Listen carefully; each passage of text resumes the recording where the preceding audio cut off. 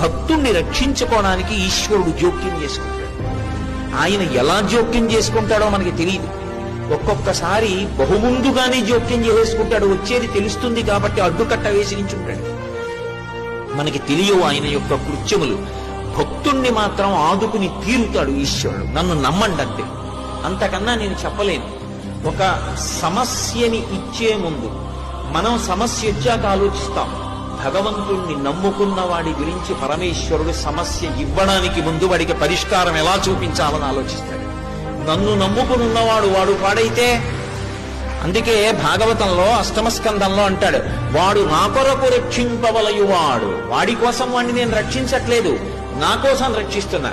అటువంటి వాడు పాడైపోతే లోకంలో భగవంతుడున్నాడు అని ఎవడు నమ్ముతాడు? నమ్మడు. నేను ఉన్నాను అని నమ్మాలంటే నన్ను నమ్ముకున్నవాడు పాడవడానికి వీల్లేదు.